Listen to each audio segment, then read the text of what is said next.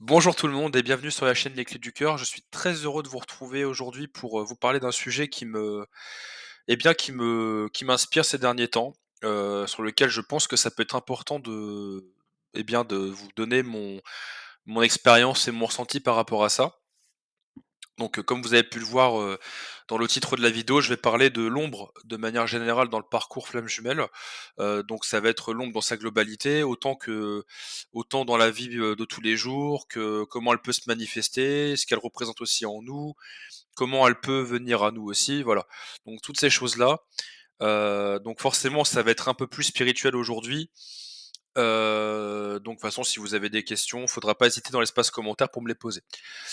Donc, l'ombre dans le parcours flamme jumelle, pour moi, elle va se manifester de par, plusieurs façons possibles. Il faut savoir que, en tant qu'être humain incarné, on n'est pas parfait et je pense, en tout cas à mon sens, qu'on ne l'est jamais vraiment jusqu'à la fin de notre vie. On apprend, et en fait, on apprend malgré tout dans la vie de tous les jours, dans la souffrance, dans la peur, dans plein de choses en fait qui font notre quotidien et je dirais que l'ombre quelque part, elle va utiliser cette partie-là. Alors, on va souvent entendre que la lumière gagne sur l'ombre, et cetera. Bon, là, c'est quelque chose qui se veut, plutôt spirituel. À mon sens, l'ombre fait partie intégrante de notre vie et il le faut absolument, en fait, la prendre en considération parce que c'est ce qui va faire que vous allez avancer. Je m'explique. Quand nous naissons, quand nous sommes un enfant, on n'a pas forcément de notion de bien ou de mal. On n'a pas de notion de société, d'éducation. On vient de naître et on est nous-mêmes. C'est souvent ce qu'on entend et il y a une part de vérité là-dedans. C'est-à-dire que quand on arrive finalement qu'on est un enfant, on découvre le monde de manière un petit peu, extraordinaire et on découvre des couleurs, on va découvrir, des odeurs, on va découvrir enfin, tout un tas de choses finalement qui sont nouvelles pour nous et on a vraiment à cœur de découvrir tout ça. Puis après, on va avoir des couches qui vont se rajouter, on va avoir l'éducation, les schémas familiaux, la société et là, bon, bah, malheureusement, ce qui vient avec ça, souvent, eh ben, ça va être, un masque, bah, notamment la peur d'abandon va se manifester là, ou la peur de rejet, l'humiliation, la trahison, l'injustice, qui sont les principales en tout cas, vont se manifester à ce moment-là et en fait, tout ça, ça va vous créer des failles. Après, quand vous allez grandir, vous allez, bah, du coup, avoir, l'école qui va arriver, donc vous allez avoir, des choses qui vont, se mettre en place. Ça va être, par exemple, des moqueries. Je vous donne un exemple qui me vient comme ça, mais des moqueries, donc vous allez avoir pas confiance en vous. Vous allez avoir, aussi, peut-être, un parent qui va vouloir vous contrôler, enfin plein de choses possibles et en fait, toutes ces petites choses-là, en fait, dans votre parcours, vont, bah, vous apporter finalement, comment dirais-je? Bah, des failles et en fait, ces failles-là vont être exploitées, bah, par l'ombre, tout simplement et heu et vous allez comprendre que c'est peut-être pas si mal que ça. En fait, quand je pense que ça, vous le savez si vous êtes dans ce parcours ou même pas forcément dans le parcours, mais malheureusement, dans la vie de tous les jours, dans la vie, on apprend beaucoup plus dans la souffrance et dans la peine que dans le bonheur. Parce que dans le bonheur, on va se conforter quelque part un peu là-dedans et on va pas nécessairement apprendre de ces expériences-là. Donc on va apprendre des expériences les plus souffrantes de notre vie. C'est-à-dire que quand on a subi par exemple, une trahison, donc je vais penser là tout de suite à une tromperie par exemple, eh bien, certes, on va créer quelque part en nous, donc dans notre schéma mental et dans notre ego, eh bien, un schéma direct, c'est-à-dire que, bah, on va avoir finalement, une situation qui va se présenter, donc ça veut dire qu'on va avoir, bah, tiens, j'ai telle situation qui se présente à moi, donc je pense que c'est forcément une tromperie, donc ça veut dire que, bah, tous les hommes peuvent tromper et que tous les hommes, vont faire un adultère et en fait, vous voyez, on crée un schéma de pensée rapide et en fait, ce schéma de pensée-là et ben, en fait, l'ombre va aller dans cette partie-là et bien, pour vous y garder et en fait, ce qu'il faut comprendre, c'est qu'il faut avoir suffisamment de recul, un pas de recul, prendre de la hauteur pour voir une situation dans sa globalité.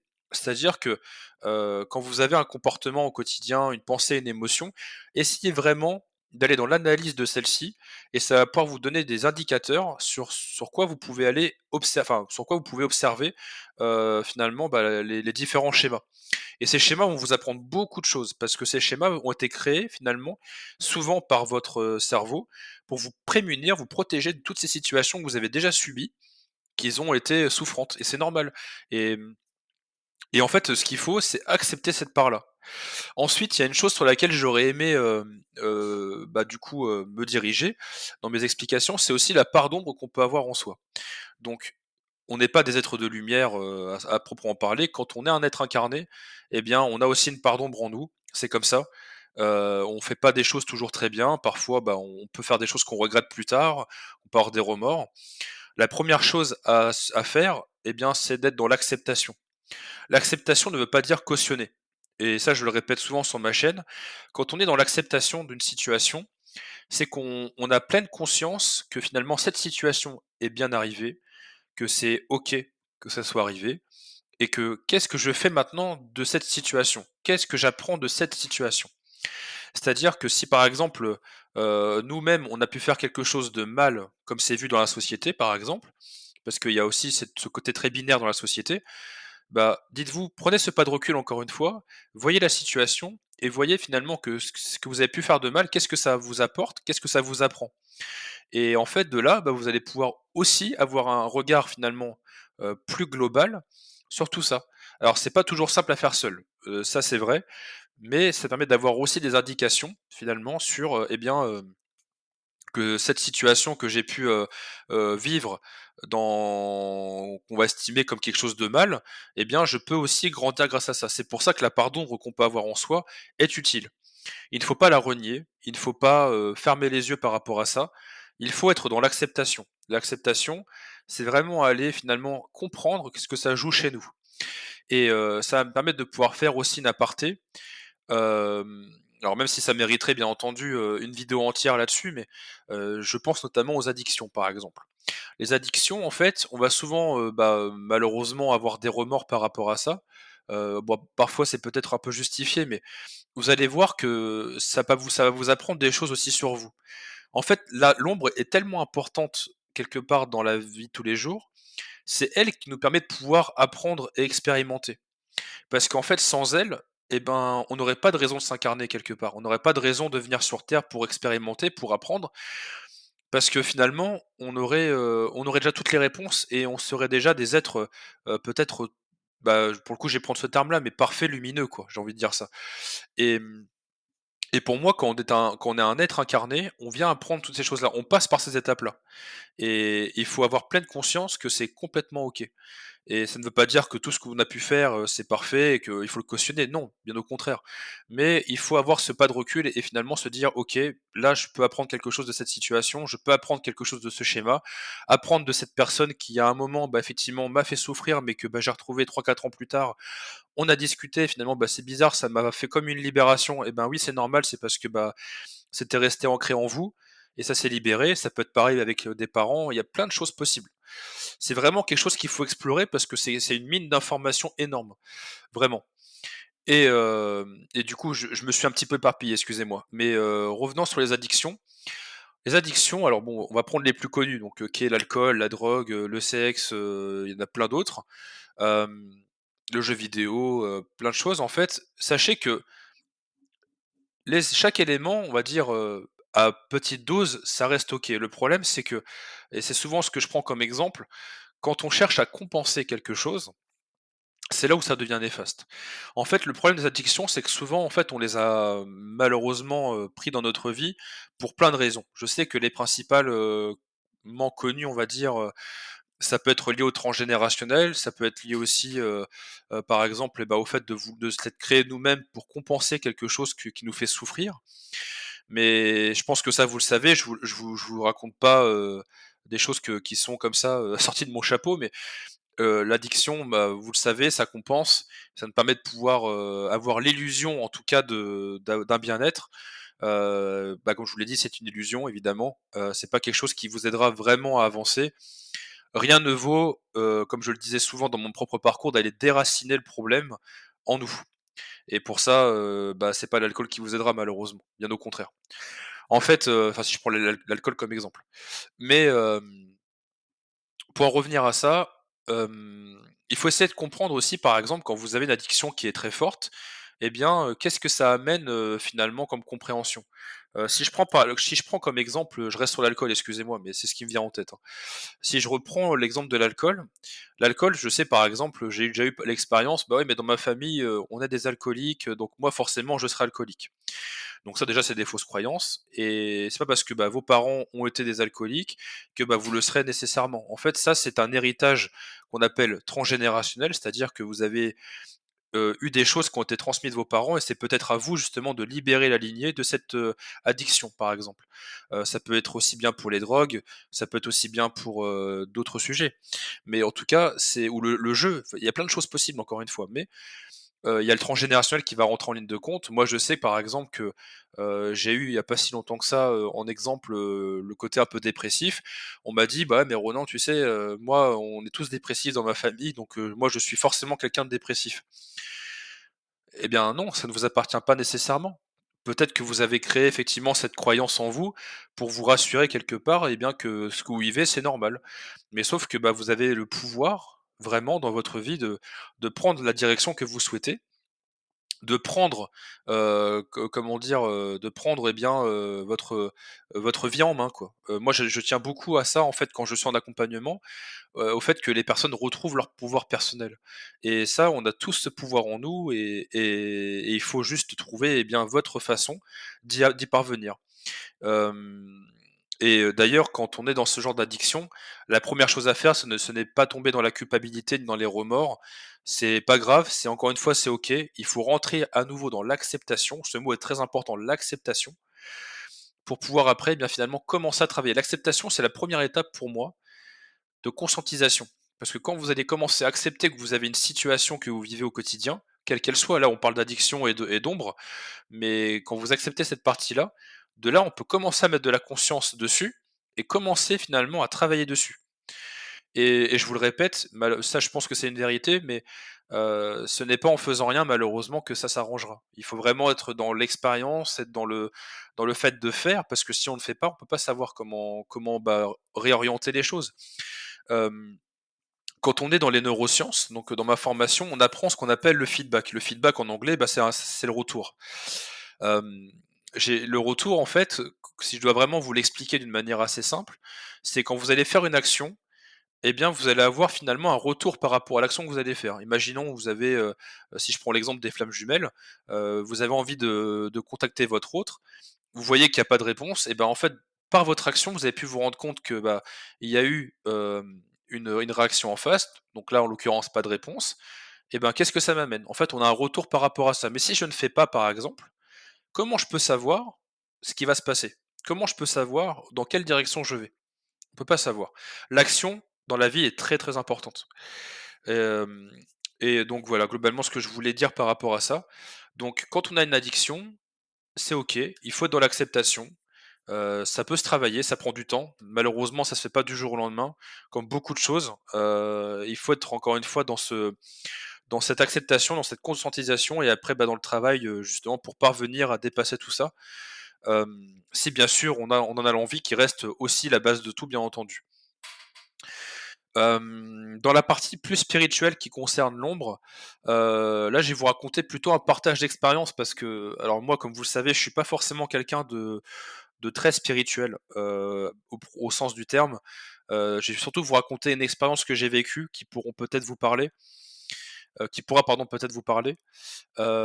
C'était un jour où j'avais fait une consultation, pour m'aider moi-même, en fait, dans mon propre parcours et j'étais tombé de fatigue, après cette consultation et en fait, on parlait d'une blessure que j'avais depuis tout jeune, qui était la blessure d'humiliation, par rapport, bah, au fait que j'avais pas confiance en moi et que j'avais tendance à créer des situations finalement où je me prouvais que j'étais pas assez bien et cetera et en fait, juste après l'échange où j'ai commencé finalement à mettre de la conscience dessus, je suis tombé de fatigue parce que ça m'a demandé beaucoup d'énergie finalement d'aller chercher, bah, du coup cette information en moi et j'étais me coucher en fait juste après la f le c'était en plus tôt le matin, je venais à peine de me lever.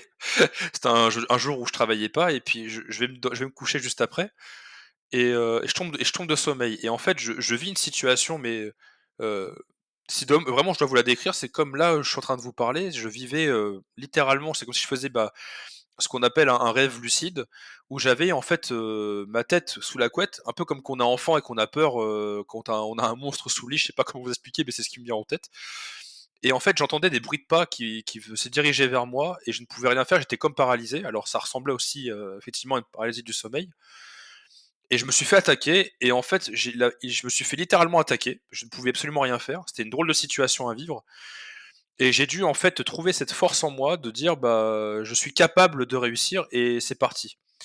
Alors, je saurais pas vraiment vous dire si, c'est mon esprit qui me joue un tour ou si c'est, vraiment l'ombre qui m'a attaqué pour le coup. Ce qui est certain, c'est qu'il m'a fallu trouver cette force en moi, d'avoir confiance en moi, de dire: «Je te repousse et c'est parti». Et le comment je pourrais vous le transmuter dans la vie de tous les jours, pour les personnes qui sont peut-être plus cartésiennes et terre à terre, c'est qu'en fait, et ben cette situation quelque part, on la vit au quotidien. Quand par exemple vous avez un collègue de travail, et bien qui va venir, vous manquer de respect, ce genre de choses, trouvez cette force en vous, cette confiance en vous, de dire: «Bah, non, en fait, je suis occupé, je suis sur un dossier», par exemple, «J'ai besoin que tu me laisses, du temps et c'est OK», tu vois? Il faut qu'il l'accepte. Vous voyez ce que je veux dire? C'est pas toujours à vous d'être dans le sacrifice. On peut aussi faire, bien sûr, l'aparté par rapport à la relation de flamme jumelle où, bah, si votre autre est constamment dans la fuite et ben, que vous soyez dans le fait de lui dire: «Bah, au bout d'un moment, moi, j'ai envie de qu'on ait un moment à 2, c'est normal». Voilà, parce que, bah, si quitte à vivre une relation de couple, eh bien qu'on la vive vraiment, qu'on soit pas là dans un faux semblant et cetera. Bon, je vais pas épiloguer, mais je pense que vous voyez où je veux en venir. Donc, je pense que là, j'ai balayé vraiment tout le sujet par rapport à l'ombre de manière générale. Donc, bah, pour rappel, on a parlé du coup des addictions, de sa part d'ombre qu'il faut accepter. Si d'ailleurs, je vais peut-être vous parler d'une dernière chose avant de devoir vous délaisser par rapport à la part d'ombre qui est en nous. Donc, ça sera aussi un partage d'expérience.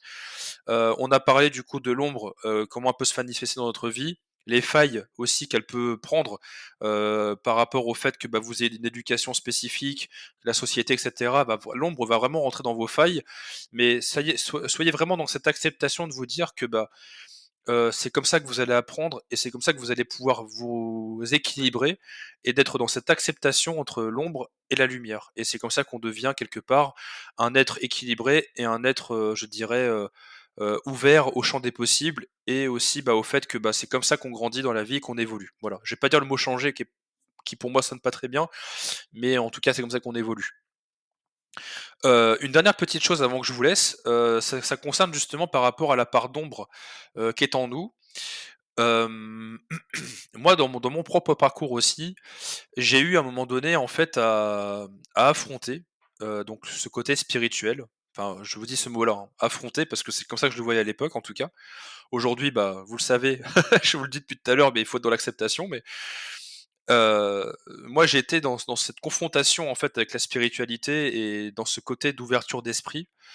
Parce qu'en fait, pour moi, il y a 12 ans ou 3 ans en arrière, je dirais même plutôt 3 ans maintenant parce que, bah, le temps passe très vite, mais j'étais quelqu'un de très fermé, à tout ce qui était spirituel. Je ne croyais pas en la voyance, en la médiumnité, aux liens d'âme, je ne croyais pas aux guides, je ne croyais pas en Dieu, je ne croyais en rien de tout ça. Hem, J'étais extrêmement fermé et puis même sur des sujets d'ailleurs, de manière plus plus rationnelle, plus terre à terre, j'étais même fermé sur ça. Et en fait, ce parcours, moi, m'a vraiment appris, alors ça c'était aussi grâce à ma jumelle d'âme, à ouvrir mon esprit au champ des possibles, à m'ouvrir à beaucoup de choses et aujourd'hui, je peux vous le dire que, bah, ça m'a pris beaucoup de temps. Ça a été l'une des choses qui a été la plus difficile pour moi dans mon parcours, c'était d'apprendre cette ouverture d'esprit et on va pas se mentir aujourd'hui, bah, être fermé d'esprit malheureusement, c'est quand même quelque chose qui est pas très positif. Et ben, j'ai réussi en fait à accepter le fait que je pouvais être quelqu'un de fermé, au départ en tout cas. J'ai cherché pourquoi j'étais fermé, pourquoi est-ce que j'étais comme ça. Donc j'ai compris, les schémas et comment ça s'était mis en place tout ça. Et ben, avec le temps, ça m'a rendu plus ouvert. Je me suis aperçu qu'être dans l'ouverture et ben, ça voulait pas forcément dire que j'étais d'accord avec tout le monde, mais simplement que, bah, je m'ouvrais, au champ des possibles. Je m'ouvrais au fait que, bah, ma version et celle d'une autre personne pouvaient finalement donner une meilleure version. Voilà, c'est ça bon là je vous prends l'exemple de l'ouverture d'esprit, mais il y a beaucoup de choses en fait qui peuvent en découler en tout cas. Mais heu, mais voilà, il m'a fallu du temps et avec du travail et de l'acharnement et bien effectivement, j'ai fini par devenir beaucoup plus ouvert. J'ai fini par accepter cette part de spiritualité qu'il y avait dans ma vie. Aujourd'hui, c'est partie de mon quotidien et j'ai même presque envie de vous dire que ça fait aujourd'hui un beau mélange parce que, bah, mon côté cartésien terre à terre, bah, c'est ce que je suis, c'est qui je suis, naturellement. Peut-être que ça évoluera à l'avenir, c'est possible encore. Mais aujourd'hui, bah, j'y mets, un zeste de spiritualité dans ma vie et d'ouverture, et en fait, c'est très beau parce que, bah, finalement, on s'aperçoit que, bah, la vie, c'est ça, c'est aussi une ouverture, c'est accepter qu'on est plusieurs êtres différents, c'est accepter qu'on a plusieurs formes de pensée différentes, qu'il y a plusieurs réalités différentes. D'ailleurs, c'est quelque chose qu'on apprend aussi dans les neurosciences, c'est que, bah, ma réalité n'est pas forcément la réalité de l'autre, et c'est OK. Voilà, c'est tout un tas de choses, en fait, qui sont hyper intéressantes, qui me prendraient des heures à en parler parce que moi, ça me passionne en tout cas, mais voilà, c'était des choses que je voulais vous transmettre. J'espère que ça n'a pas été trop brouillon. J'espère vous avoir apporté en tout cas, un maximum d'informations et d'éléments qui pourront, bah, vous aider dans votre parcours. Si vous avez des choses qui vous paraissent peut-être un peu complexes ou pas très simples, bah, n'hésitez pas, vous avez les commentaires pour pouvoir échanger avec moi. C'est avec grande joie que, bah, je vous répondrai. Si vous avez envie de me partager votre histoire, encore une fois, je le précise souvent, mais bah, n'hésitez pas parce que je sais que YouTube, ça reste quand même public, et si vous voulez que ça soit plus privé, bah, vous avez ma boîte mail, vous pouvez me le partager en mail. Si vous avez des questions aussi pour un accompagnement, également via ma boîte mail, c'est fait pour ça. Merci en tout cas pour votre écoute. Merci aussi pour les personnes qui prennent le temps de commenter et de mettre un petit message de soutien. Ça me fait vraiment plaisir et ça me touche beaucoup. Et voilà, j'ai plus qu'à vous laisser là. Bonne soirée à vous et puis, bah, si vous avez besoin encore une fois, bah, n'hésitez pas, je suis là pour vous. Merci à vous et à très vite.